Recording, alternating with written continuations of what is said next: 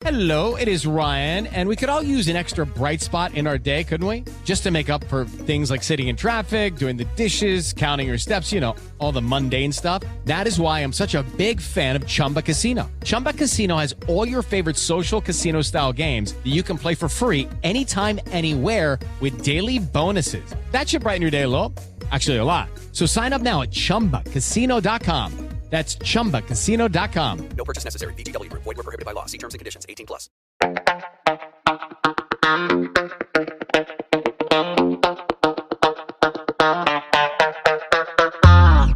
What is happening, everybody? I'm Larry Roberts. And I'm Sarah Lucy, and this is Branded, your comprehensive guide to creative branding. And on this episode of the podcast, we're going to be taking a look at how you can build your brand on a budget. A lot of the small businesses and solopreneurs, entrepreneurs like us, we don't have that massive marketing budget, but we still want to get our name out there. We still want to grow. So how can we do that without spending the thousands or tens of thousands of dollars that these bigger companies can spend? Well, yeah, and I think a lot of times, especially when we're just getting started, maybe we don't realize exactly how much it really costs to start leveraging some of these, well, I guess we could call mainstream marketing channels. Yeah. And thankfully, though, a lot of those mainstream marketing channels are kind of shrinking in importance.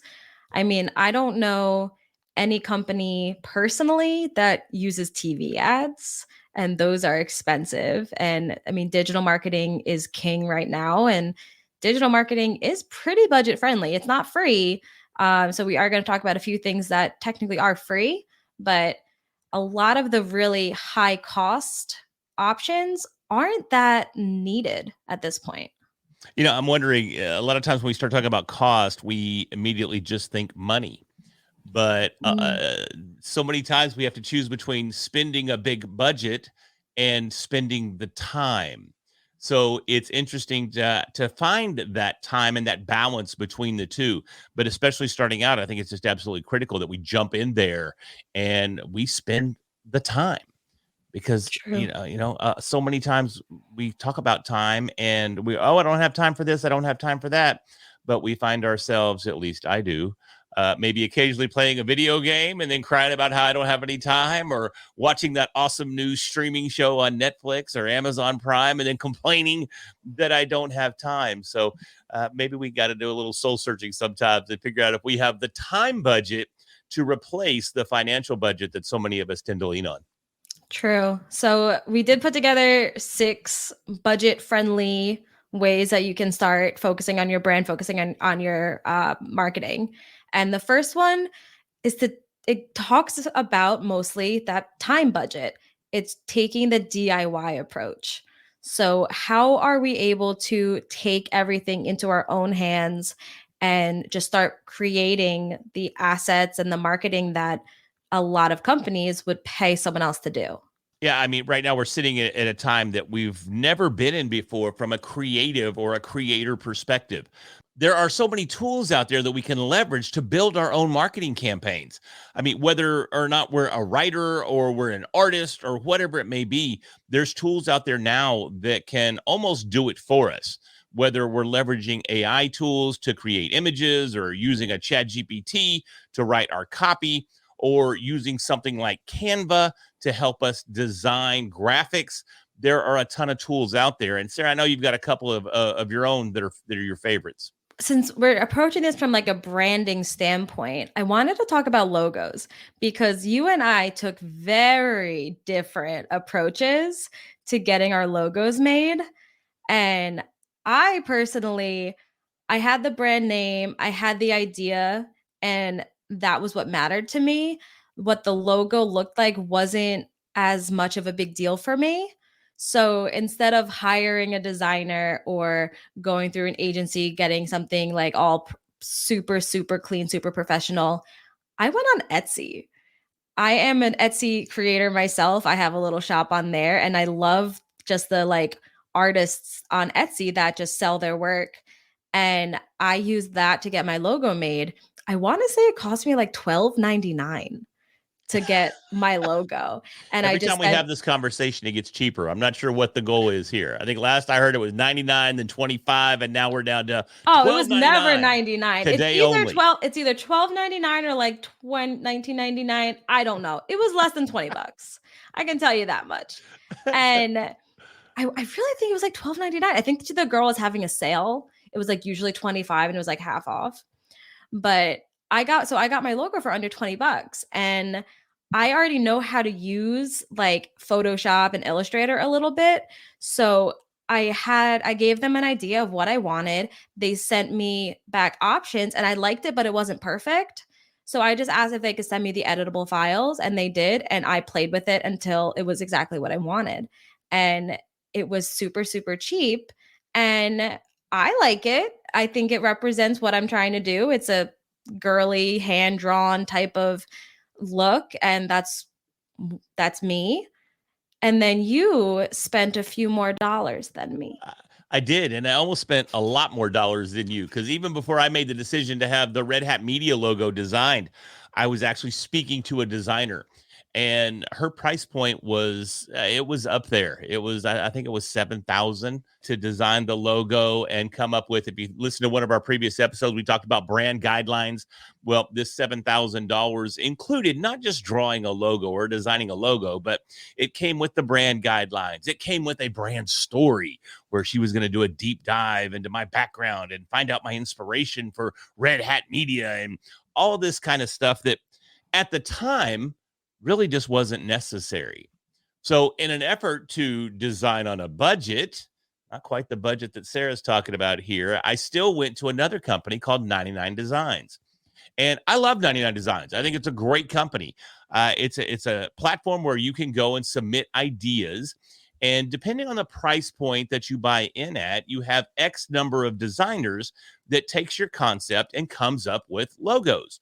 And by the end, you usually have, again, depending on what level of the platform you buy into, anywhere from 20 or 30 all the way up to 80, 90, 100 different logo designs to choose from. Now, a lot of these designs, they're going to look very similar. Some of the designs, they're going to be way off base. But eventually, after weeding through these, and you get some edits as well. So if you like a couple of logos, you go, hey, can you take this and maybe just tweak this a little bit or change that a little bit, maybe a different font. You can go back and forth with the designers. But even then, you're still at a price point. I think it was $750, something like that, before it was all said and done, for me to get the Red Hat Media logo like it is today. And if you look at that logo, it's actually pretty straightforward and pretty simple. Yeah.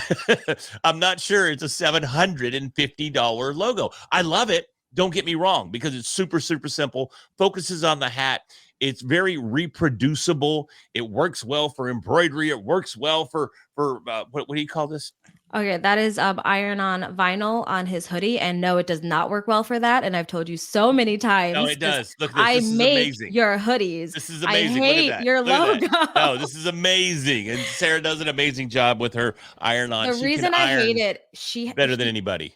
the hat has all the little like It's got the seams. stitches. It's got Yeah, the the stitches and the stitches. seams. Yeah, So here. those are a pain Yeah. because each one is like individual. Oh God, it's awful. If it was just the hat and the like the words, it would be fine. But it's the stitches. We're getting way off base We here. really Sarah, are. thank you for all your efforts in creating my hoodies. I love that. Thank you so much. But again, it just goes back to there are a variety of different ways to go about getting a logo designed, whether you have the budget and you're not smart enough to manage your money efficiently like me, and you could go $700-800 or even up to $8,000 and even beyond that, depending on who you hire.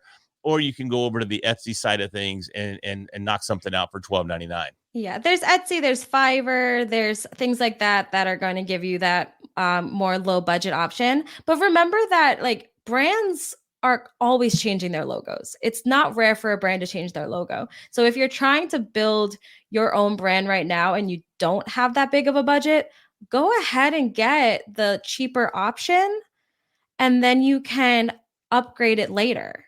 So you can do a rebrand when you have the budget and go with a real super talented designer, get it all custom made, hand drawn. But that doesn't have to be the first logo that your brand has. So be conscious of what you're spending your money on, especially in the beginning, because you can always upgrade things later. 100%. So, one of the other things that you can do here, and if we jump into point number 2, is leverage social media. The odds are, even if you're designing your logo, you probably have a friend that's pretty talented at the old Photoshop or the Illustrator. So, leverage social media, reach out to people on social media, tell your audience what you're trying to do. Somebody out there can help you do that. It's the same thing in building the brand. Once you have that logo that's built, there's literally no better place to build that brand than on social media. Yeah, if you have a general understanding of social media algorithms and hashtags and different ways of just that social growth, you can get a lot of attention on your brand for $0. And it's getting harder and harder with these algorithms. I think the last time I looked into it, Facebook was showing like 6% of your followers your content. So for every 100 followers, you were getting 6 views. So you do have to really hack the algorithms and make it work, but you can do it. Organic is not completely dead yet, it's dying.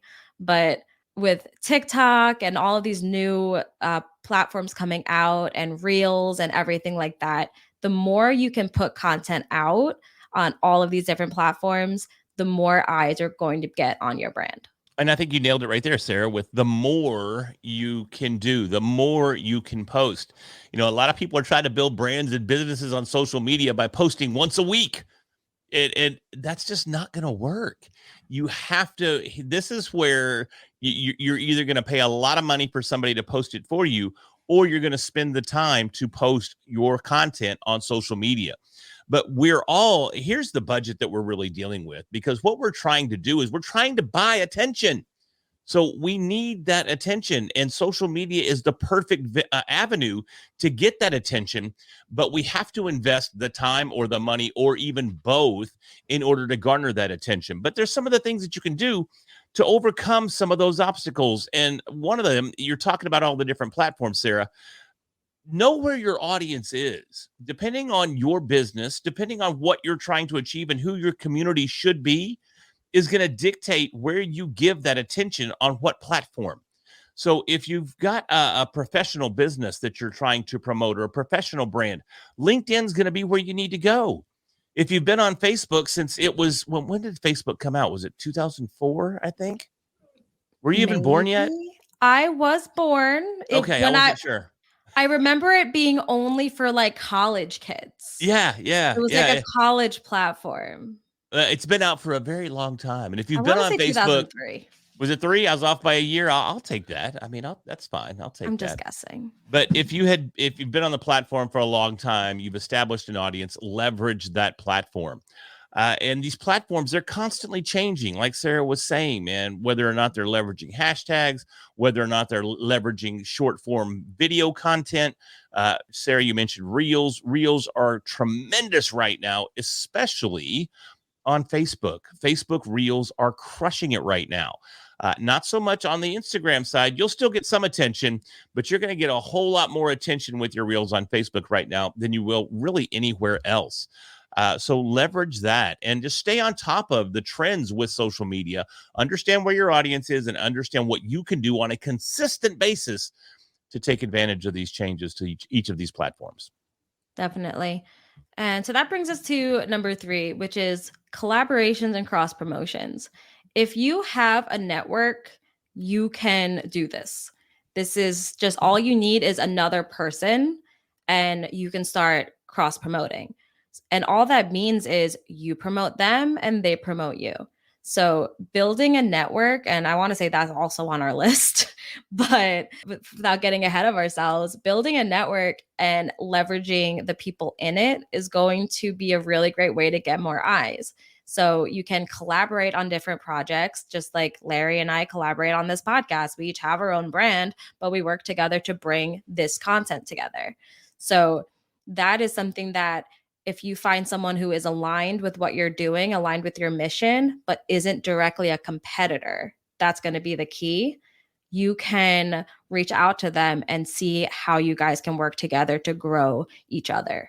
And the whole thing that you're talking about doing promotional swaps, or from a podcasting perspective, even doing podcast swaps, have somebody on your podcast and then you in turn be on their podcast. Those can work as long as the podcasts have a very similar audience. Doesn't do you a whole lot of good to get in front of an audience that isn't going to be beneficial for your brand or help you grow your brand or your business. So keep those things in mind when you start looking at these opportunities to collaborate and work together. Sarah and I, we knew each other for really a fairly short amount of time before we realized there was a tremendous opportunity for us to play off of each other and complement each other. I mean, obviously, I'm the good looking one and, she's the young one. She's still there's some differences here, but they do end up complementing each other in the long run. So be sure Sarah's play with her hair. Oh, it's fine. You're the beauty. I'm the brains. Hey, that's fine. As long as I'm not the beast, that's all that I'm after. So it's all good. But just keep those things in mind when you're looking out for opportunities to collaborate with others, and kind of look at it through the lens of they're not competitors. Mm-hmm. So many times we shut down opportunities to grow because we don't want to leverage our competitors. Look, man, it's a big, big world out there. With social media, it's even bigger than it's ever been. We don't necessarily have competitors. We have collaborators, and we have complementary businesses that we could both benefit from. So come at it from that perspective. Say, how can Sarah win and how can Larry win? How can we both work together to grow our brands, grow our business, and potentially even start something like Branded, which isn't just our podcast. We use it as a business as well. So it's our joint venture that we work together for launching Branded podcasts, and it works out extremely well. So look at opportunities, keep an open mind. There are no competitors. There's just collaborators. So let's work together. Yeah, I want to add to that too. When you're looking at things to collaborate on, you can even look at it past just the promotion. How can you guys barter? I have a couple different relationships right now that are completely built on a barter system. I have an amazing designer out of Australia named Jazz who is illustrating my entire book. And for her, I'm going to help her turn her content into a podcast and start into podcasting. I have a sales coach who is working with me completely for free. And in exchange, I'm going to launch her a podcast.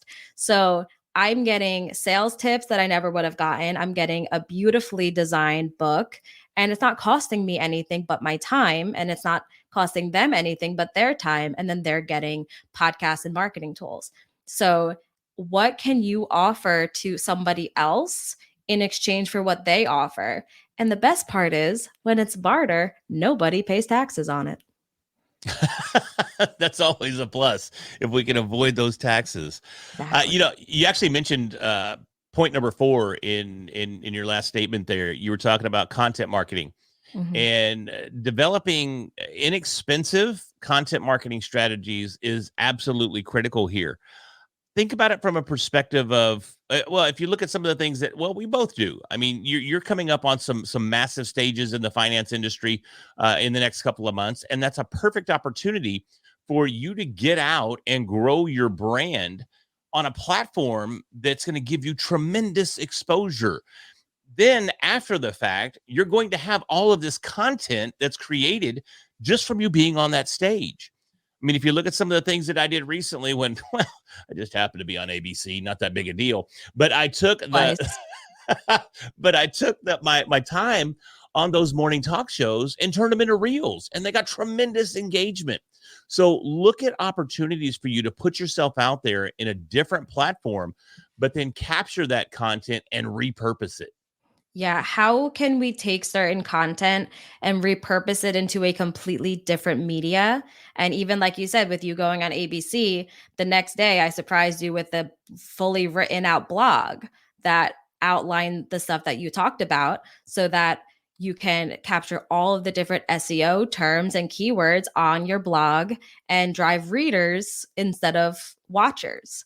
So, how can we take that different content, turn it into something completely different, because people are very specific about how they want to take in content. So you don't only want to talk to people who listen to podcasts. You don't only want to talk to people who read blogs. You don't only want to talk to people who sit on YouTube. How can you take these different pieces and distribute them differently to all these different platforms? And I think that's absolutely critical, Sarah, in distributing it differently. So keep in mind, how can I repurpose the content that I have? How can I repurpose that podcast I was on? How can I repurpose that video that I created? How can I repurpose these social media posts onto different platforms? Keep in mind, going back to what Sarah said a minute ago, in that Facebook's only serving up like 6% of your audience, your posts. So don't be afraid to even repost the same content. Chances are somebody else is going to see it that second time that you put it up there. I mean, you don't want to just spam the same thing over and over the same day, but maybe you post it the first week of the month, then let a couple of weeks pass, take that same piece of content and repurpose it and post it again. People are going to see it that second time that did not see it the first time. And if they did see it the first time, who cares? You're just reinforcing your brand message. So don't use a piece of content just once. Use it time and time again. Reduce, Repurpose it. reuse, recycle. All that good stuff. The three R's.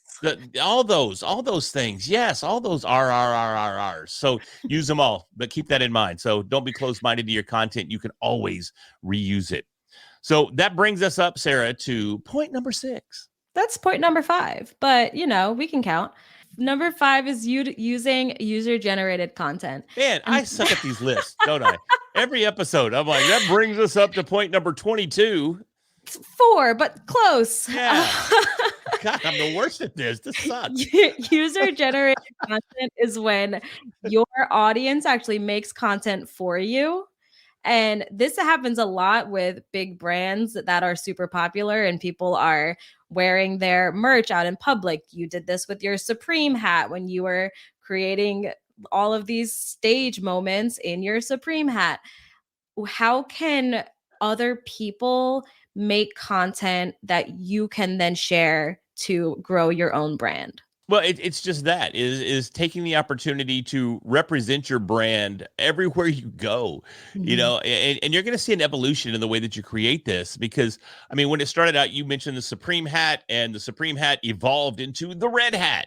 Supreme, for those of you listening that may not be familiar, Supreme's just a brand, and all their merch is red with big bright white letters that just say Supreme on whatever it is that they're marketing. And I've seen them market everything from clothing to microphones and everything in between. It just doesn't matter. They slap that red and white on there, and then they sell it for 10 times as much as you would buy it without the red and white on there. Literally, that's all it is. So there's opportunities for you to do that with your own brand by literally slapping it everywhere. I go nowhere, literally nowhere. It doesn't matter where I'm at. I've always got the red hat on. I spoke at the Rotary here in Dallas just last week. Now, if you're not familiar with Rotary clubs, they tend to be an older demographic, but you had me up there on stage in front of all these very well-established business owners in the red hat. I wear the hoodies everywhere. It's the red hat hoodie. I've always got a red hat hoodie on, regardless. I go to church, and I promise you, I'm going to wear a red hat hoodie if I go to church. But things have even evolved there. And now I'm using like the nice classy little 3/4 zip up golf type pullovers, and they're embroidered. So as I grow and evolve, my brand's growing and evolving, and I'm getting a little more sophistication. You're going to do the same thing. But my point there is take every opportunity to not let Sarah speak, because I see her trying to get a word in edgewise. So I'm talking really, really fast to making sure I say everything I want to say before she gets in here, and I'm not going to let her speak until I'm done. But now I'm done. Okay, cool. So to pull that back to this whole idea of user-generated content, you have all of this branded stuff. You have your red hats, you have the hoodies, you have everything. If you give those to other people and then they post pictures with them, you then reshare it. So that is an example of using that as user-generated content. I just did it for someone. His name is Mark Rabin. He sent me a copy of his book. So I posted a photo of his book saying, can't wait to read this, and a little bit about what the book is about. And he's able to then share that to his audience. So he just got a new piece of content marketing that he'd put no effort into. He sent me the book, but he didn't know I was going to share it. So all these different ways that we can get other people to promote some of the stuff that we're doing so that we can then reshare it. That's going to help us use that user generated content. And depending on when this comes out, we might have a very fun piece of user generated content to share alongside it. Oh, we might. We just might. I hope we do. I think we need to hold this episode till that comes out, but we'll see how that works out. But yeah, I mean, it's spot on. Just take the opportunity to do everything you can to build your brand and use some of your network, which we're going to be talking about next, to help you generate that content. Yeah. But we can't tease it without at least a little bit of what we're talking about. Somebody reached out to us that they choreographed a dance to our intro music. Yeah, that's going to be amazing. I'm so excited. We're going to see her at our next conference at the end of September, the Spark Media Ignite conference. And we're going to try to get a video of this dance. So we're not going to try. That's my only goal. I'm supposed to go down there and speak. Be getting. My goal is just to get this video instead of speaking. I just want the video. So no, don't, Misty. If you're listening to this, I'm going to come down and deliver a great talk as well. But of course. But that's going to be user generated content that we didn't choreograph a dance, but there is now a dance. So we're going to get that video. We're going to share it. And maybe we'll even do a how-to demo of this dance, and it's going to be fantastic. You know what? Here's the thing, and this might be fun, is I still owe us a dance. I was about to say, you still owe a TikTok dance. I know, I still owe a TikTok dance. So maybe I just need to learn the branded dance, and we'll throw that out there too. I think that's what we're going to do. We'll call it even. It's on record. All right, we're running out of time, so let's get to number 6. We have talked about it already several times. What is the face for, Larry? No one else can see it. We're running out of time. I just saw the time. This is the longest episode in the history of episodes. This is a long one, but it is worth it. There's so much value. So the final way to grow your brand on a budget is through networking and community engagement.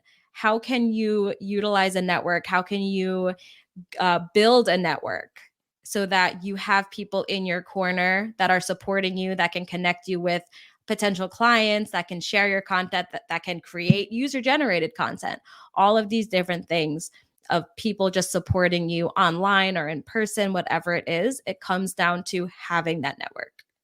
And I think this is overlooked so often, especially today, because we do get so caught up in social media. We do get so caught up in trying to build a brand online that we oftentimes overlook the power of getting out there, meeting people face to face, shaking hands, hearing their story, being engaged with others face to face. Now, granted, we're coming out of a very, very difficult time over the last few years, but here we are. We have these opportunities. And I got to tell you that Red Hat Media would not be what it is if I wasn't as actively involved in face-to-face networking.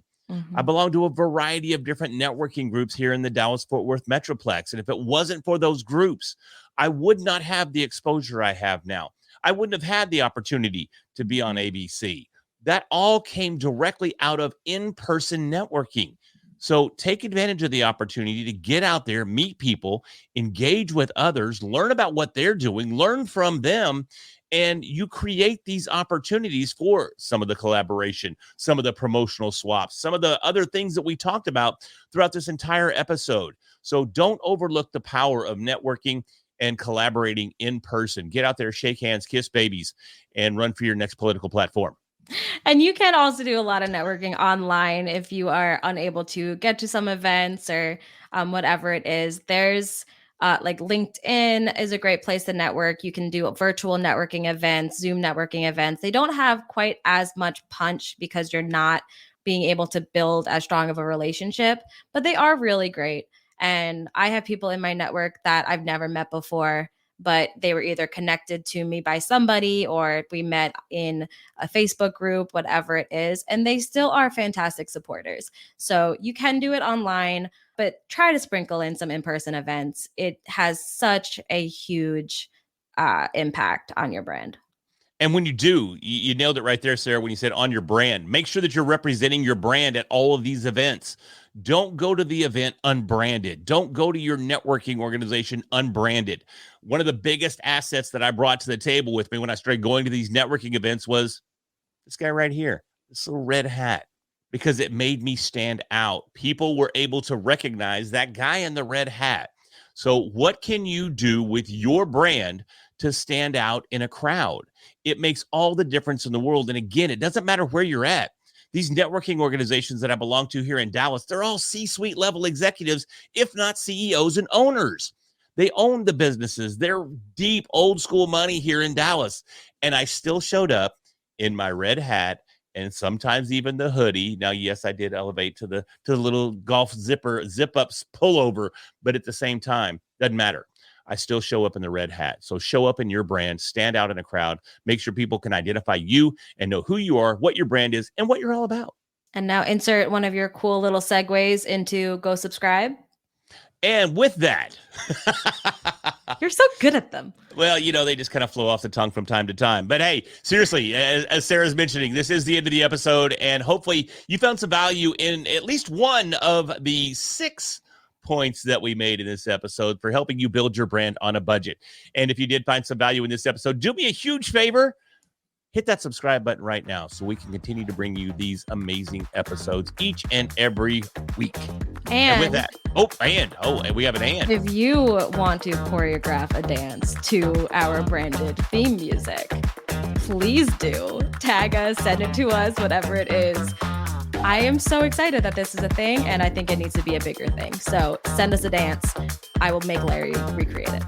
Send us that dance. I'm ready to go. Let's do it. Thank you all very much for listening. Once again, I'm Larry Roberts. I'm Sarah Lucy. We'll talk to you next week.